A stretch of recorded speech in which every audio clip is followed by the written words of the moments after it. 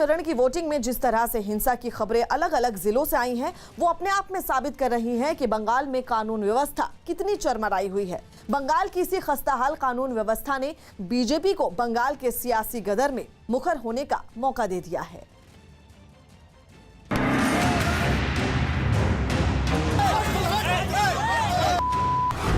बंगाल विधानसभा चुनाव में हिंसा की हदें पार, कहीं बमबाजी, कहीं गोलीबारी।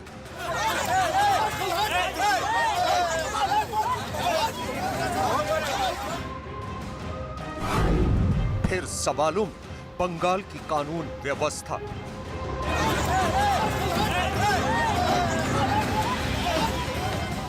ये तस्वीरें उस बंगाल की हैं जहां ममता बनर्जी की सरकार है।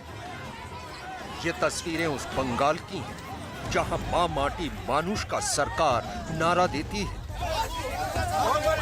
ये तस्वीरें उस बंगाल की हैं जहां शासन अनुशासन के बड़े बड़े दावे करता है।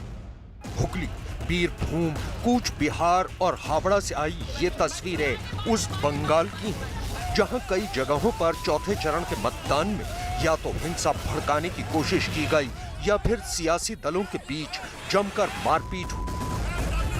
यही वजह है कि पश्चिम बंगाल के कृष्णनगर में भी जनसभा को संबोधित करते हुए पीएम मोदी ने ममता बनर्जी की सरकार को आड़े हाथ लिया। आदरणीय दीदी, याद रखिए, आदरणीय दीदी याद रखिए, ये 2021 का बंगाल है। अब आपको लोकतंत्र से खिलवाड़ नहीं करने दिया जाएगा।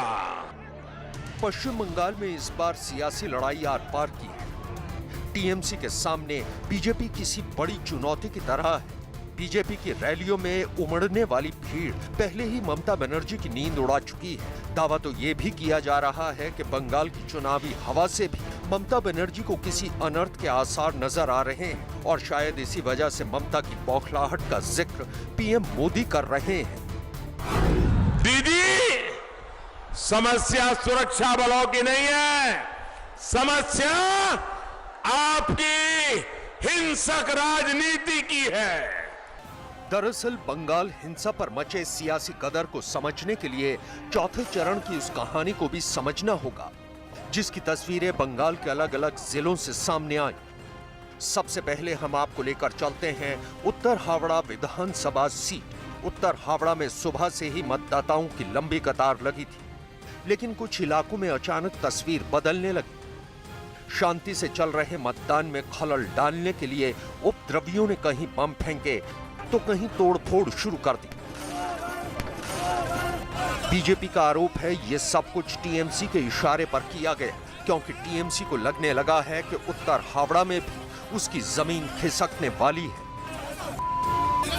इस वक्त मैं मौजूद हूं उत्तर हावड़ा विधानसभा के एसी मार्केट में और यहां पर आरोप है बीजेपी कार्यकर्ताओं को कि यहां पर बम फेंके गए हैं टीएमसी कार्यकर्ताओं के द्वारा। और यहां पर ये जो स्पॉट आप देख पा रहे हैं, ये जो स्पॉट है, ये स्पॉट जो है, ये जो देख पा रहे हैं, यहां पर यहीं पर बम फेंका गया है। अब क्या हुआ, किसने आपको जानकारी दी कि यहाँ पर 3 बम फेंके गए हैं? देखिए, आज सुबह 4:30 बजे से इस क्षेत्र में लोगों को डराने के लिए बम्बिंग किया जा रहा है।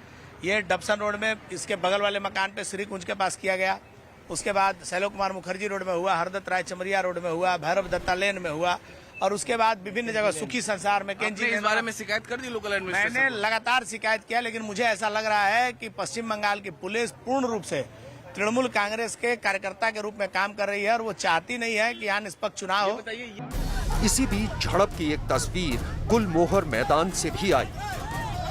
यहाँ बीजेपी उम्मीदवार उमेश राय के साथ उस वक्त हाथापाई शुरू हो गई जब वो वार्ड नंबर 14 का मुआयना करने पहुंचे। आरोप है कि पूर्व पार्षद लखी साहनी और उनके पति संतोष साहनी को उमेश राय का वहां पहुंचना नागवार गुजरा और उन्होंने उमेश राय के साथ हाथापाई शुरू कर दी। इस दौरान दोनों पक्षों की तरफ से काफी देर तक झड़प होती रही। हालांकि पुलिस ने मौके पर पहुंचकर जैसे तैसे मामले को शांत कराया। उमेश राय जो है उस हमले के बाद पूरे इलाके में घूम रहे हैं। जितने भी बूथ हैं अपनी गाड़ी छोड़ने के बाद वो इस तरीके से ये घूम रहे हैं। आप देख सकते हैं यहाँ पर अपने कार्यकर्ताओं के साथ आप लगातार इस पूरे इलाके में घूम रहे हैं। और उमेश राय ने यह भी आरोप लगाया था कि आज सुबह में टीएमसी कार्यकर्ताओं ने बीती रात भी कई जगहों पे बमबाजी की और जिसका शिकायत उन्होंने चुनाव आयोग में किया है, लोकल पुलिस में किया है। और लगातार इस हमले के बाद उमेश राय जो है वो आगे बढ़ते हुए और हमला हुआ था, क्या कुछ हुआ था, कैसे क्यों आपकी गाड़ी वहां पर रुकी, जरा बताइए। मुझे सूचना मिली कि गोलमोहर में आसपास के जो लोग हैं उनके मकानों में थ्रेट किया जा रहा है कि आप वोट देने मत जाइए।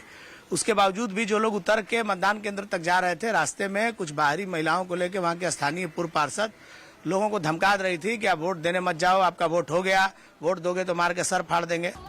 उधर उत्तर हावड़ा में झलक के अलावा फर्जी वोटिंग की भी खबरें आई, जिसके बाद बीजेपी उम्मीदवार की शिकायत पर जब कार्रवाई की गई तो एक शख्स को धर दबोचा गया। आरोप है कि ये शख्स कई लोगों के फर्जी वोट डाल चुका था।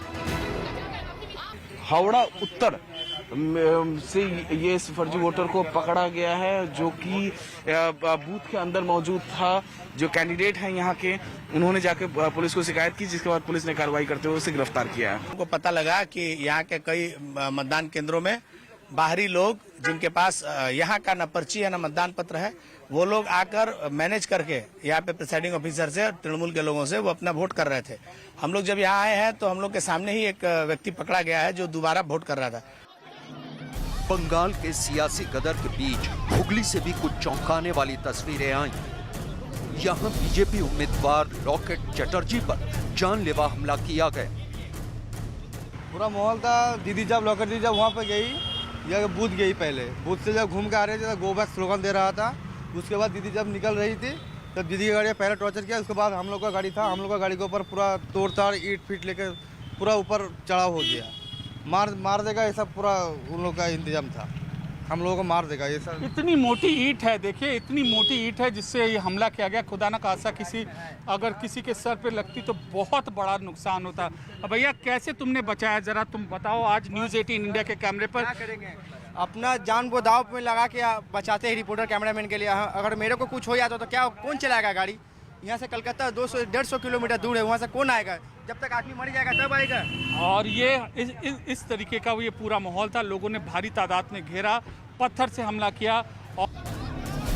ये तस्वीरें उस वक्त की हैं जब लॉकेट चटर्जी बूथ कैप्चरिंग की शिकायत मिलने के बाद मतदान केंद्र पहुंची थी। इस पूरे वाक्य का गवाह न्यूज़ 18 भी बना। कस्बा है नेटवर्क 18 का। हम बता दें गाड़ी टूटी है तब भी इनको चोट लगी है। बावजूद इसके हम लॉकेट के इस कैवलकेट का पीछा कर रहे हैं। हमें इनकी तारीफ करनी होगी। पारादीप भाई हैं हुगली और ये कोलकाता का रीजन ये देखते हैं और बावजूद इसके देख रहे हैं। अभी कहाँ गई है दीदी? चलिए आइए दीदी आगे। लॉकेट जी अभी आगे बूथ पे घूम रहा है। हाँ। आगे जो बूथ है उधर गया है। हाँ। वो बूथ भी हम लोग दिखाएंगे आपको। हाँ। जो आगे जो हुआ है, जो इस तरह वहाँ का जो बूथ है 66 नंबर बूथ, वो बूथ में जब वो घुसा तो वो लॉकेट जी को जो दावा है, जो लॉकेट जी ने एक आदमी को हाथों हाथ नंगा हाथ उसको पकड़ लिया, वो छप्पा दे रहा था, फर्जी वोट डाल रहा था। अभी हमारे कैमरे के सामने उन्होंने शिकायत की है और उनको ना इलेक्शन एजेंसीज ने आश्वासन दिया है कि ये कार्रवाई होगी। देखिए लॉकेट जी वो उधर से जब बाहर आया तभी लॉकेट जी बोला जो इधर वो रिपोल चाहेंगे। चुचुड़ा असेंबली के 66 नंबर बूथ का जो पोलिंग हो रहा है वो रिपोल के मांग कर रहा है इधर का बीजेपी उम्मीदवार लॉकेट जी। और इस दौरान सैकड़ों लोगों की भीड़ ने उनके काफिले का रास्ता रोक लिया। इस दौरान सुरक्षा बल ने लोगों को लाख रोकने की कोशिश की। बावजूद इसके हिंसक भीड़ ने लॉकेट चटर्जी की गाड़ी के शीशे को तोड़ दिया। लॉकेट चटर्जी का आरोप है कि ये सब कुछ बंगाल पुलिस की मौजूदगी में हुआ। इधर का पुलिस कोई काम नहीं किया। पूरा सब जगह में पुलिस को मालूम था ये बूथ में रिगिंग होने वाला है। ये यहाँ का पुलिस जो स्टेट पुलिस है वहाँ पे खड़े हुए थे, 100 मीटर के अंदर में खड़े हुए थे, कुछ भी नहीं किया।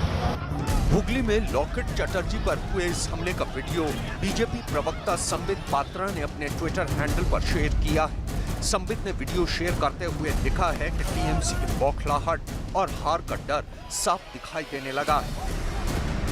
पश्चिम बंगाल हुगली में टीएमसी गुंडों द्वारा बूथ कैप्चरिंग का विरोध करने पर बीजेपी प्रत्याशी श्रीमती लॉकेट चटर्जी पर जानलेवा हमला किया है। टीएमसी बौखलाहट और हार का डर साफ नजर आ रहा है।